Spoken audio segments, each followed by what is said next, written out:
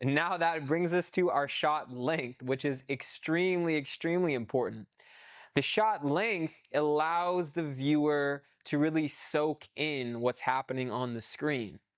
If we have a lot of information at that specific moment of the video, we don't want to just flash that and then cut away. It's similar to if you have a paragraph of information, you're not going to flash that paragraph for a split second and then cut away. If someone's talking way too fast and you don't have time to comprehend or catch up on what they're saying, the power and the depth of that information is not going to be properly absorbed. So I really like using these eye shots or very close-ups of the face as examples because there's so much to absorb in these moments. Even though it's a very simple, not very complex shot, showing the close-up of the subject's eyes in this situation creates a large conversation that happens. There's a lot of curiosity and wanting to connect from the viewer to the subject. So if we were to take this shot and simply shrink down the amount of time that the viewer has to connect with this specific moment, aka the length of the shot, will have a very different effect. So it's not necessarily just the content that we have, but it's the context in which we show it to the viewer. So it's not about having the best equipment. It's not about getting the most amazing footage.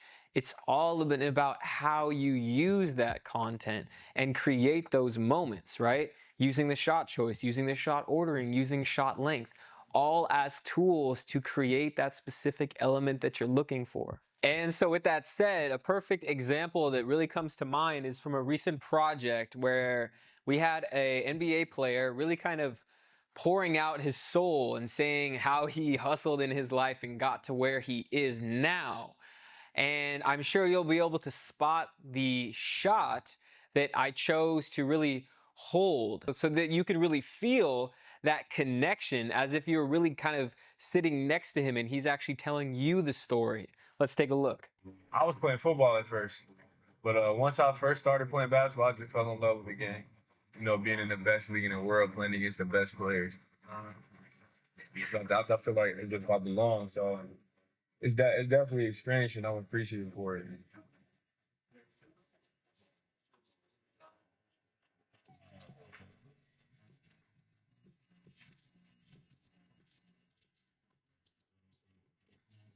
So, as you can see, there's a lot more time for you to kind of catch up and really feel what he's feeling.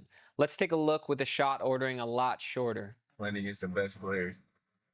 So I feel like as if I belong. So it's definitely an experience, and I'm appreciative for it.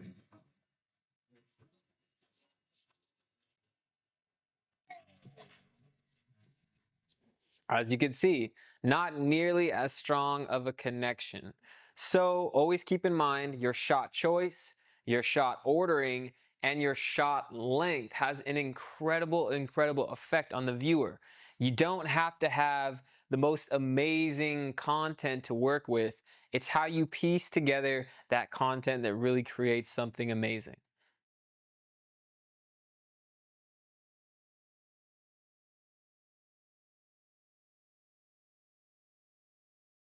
All right, so now that you guys have actually mastered, right, the elements of cutting, it's now time to move on to choosing when to cut.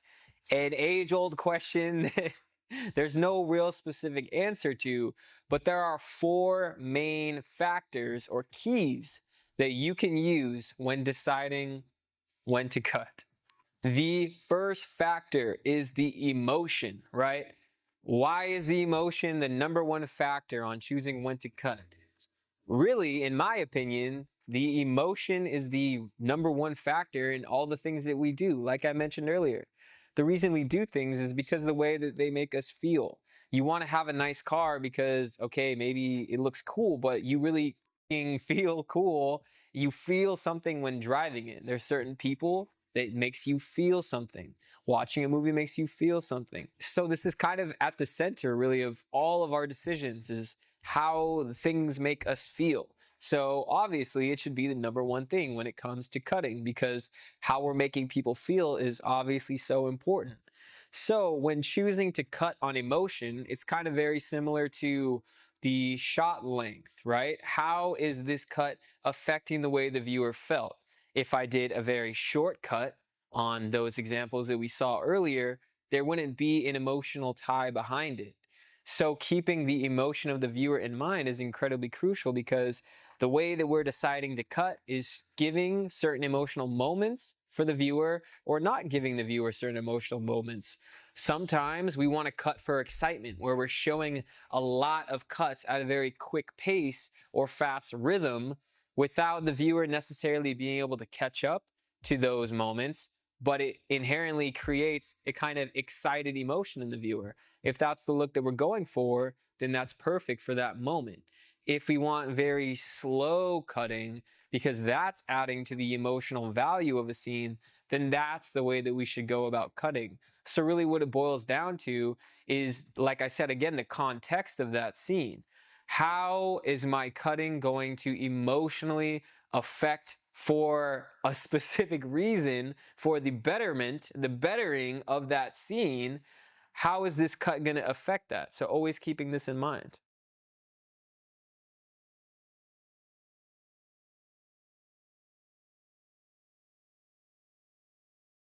So the next main element in deciding when to cut is the story, right? How is this specific cut affecting the overall story of the film? So let's take a look at this edit.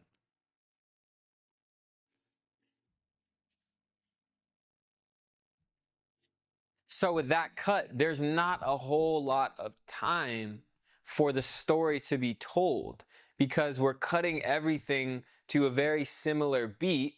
Every shot choice and the ordering has the same length, right? Just like before. So there's not enough unraveling for the story to be told. Now let's take a look at the same exact edit, but with cutting decisions that further aids the storytelling of this clip.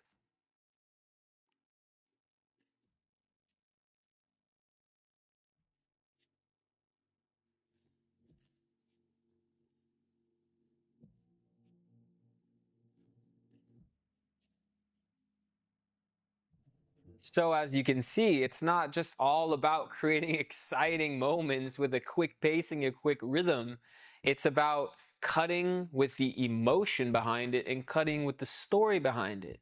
So you can see this theme beginning to emerge that yes, the content is very important, but really, really, really, it's the context in which you are presenting that content.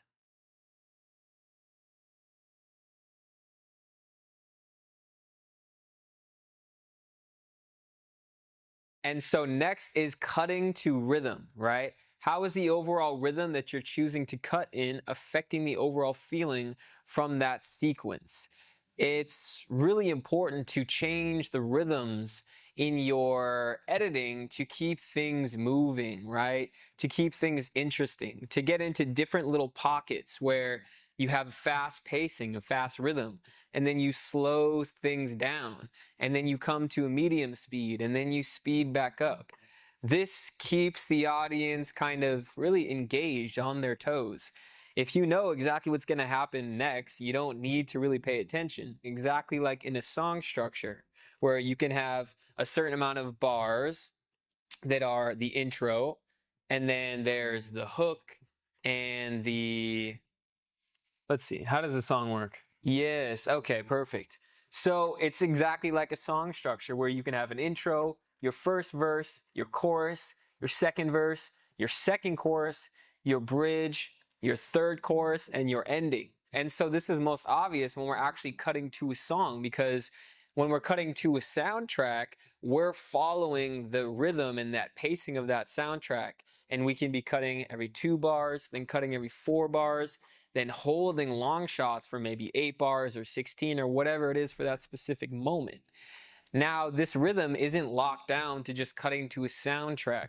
There are different rhythms that you can get into when cutting a dialogue scene or a conversation scene, right? You don't want to have all long 4-second shots, all long 8-second shots.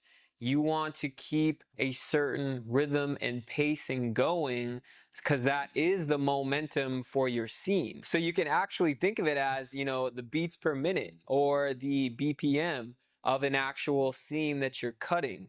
If you have the same BPM, it can get kind of boring.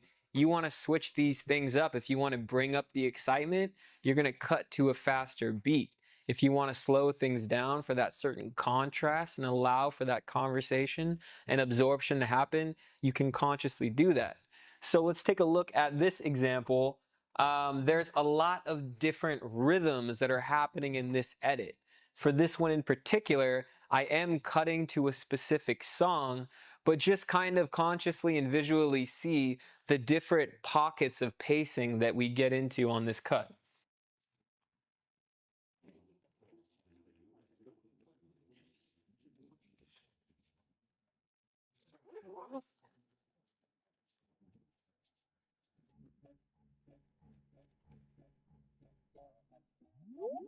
You're working with DJ Dynamics.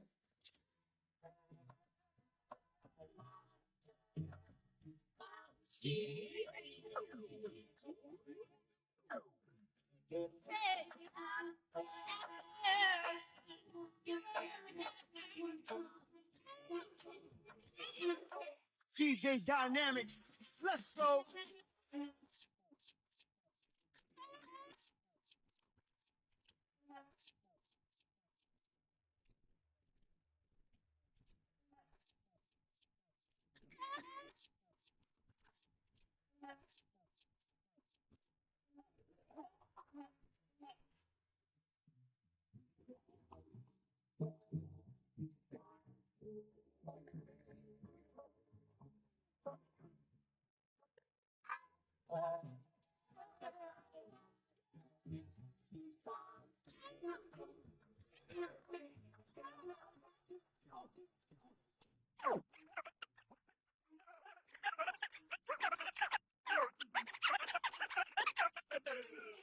What? Bring it down like this.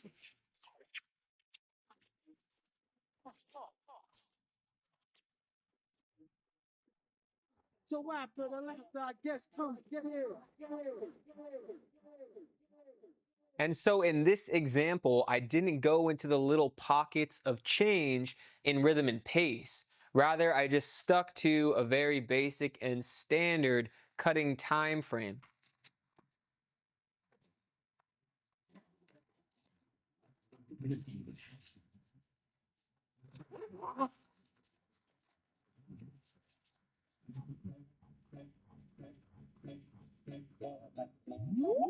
You're working with DJ Dynamics.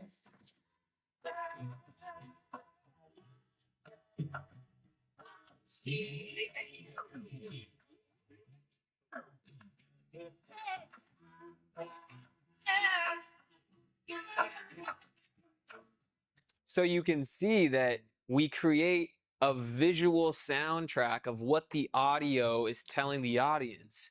Now, if we only paid attention to cutting every 2 bars or cutting every 4 bars, it would be a very bland video. But there are these quick moments and these slow moments in the soundtrack that we show visually by cutting to that specific rhythm that we want to express. And this creates a much more dynamic and interesting content, regardless of the footage that I captured, until I bring it into post-production and choose a rhythm that I want to follow, not just one rhythm, but a more dynamic, different set of grouping different shots at different paces together. We can create a really impactful edit simply by using rhythm.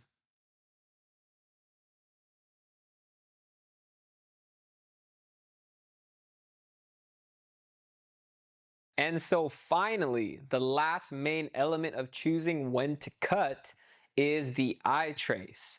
And simply put, the eye trace is the understanding that your viewer can only look at one specific part of the image or the frame at one time. So if their eyes have been guided to rest at the right portion of the frame, if the next cut that you make has the eye trace located at the left portion of the frame, this isn't going to be as smooth of a cut. So knowing this, you can use this in different ways and you can manipulate this kind of rule.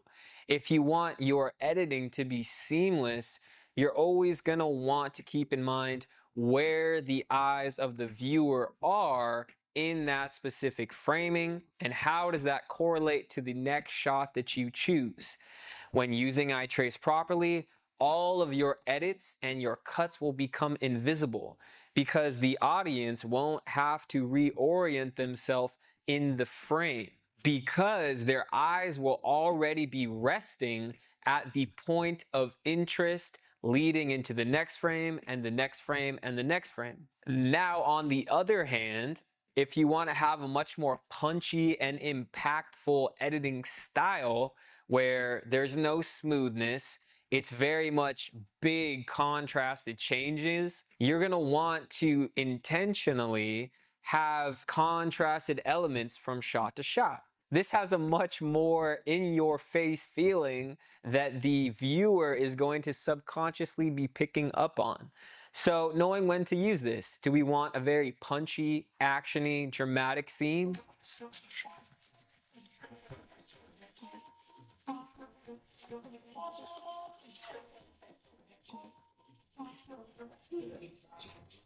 Or do we want to be carving a very smooth and calm journey for the viewer?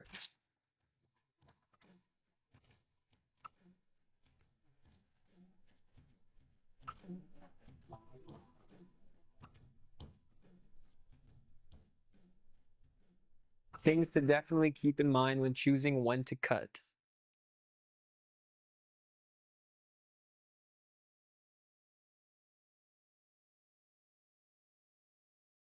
So why are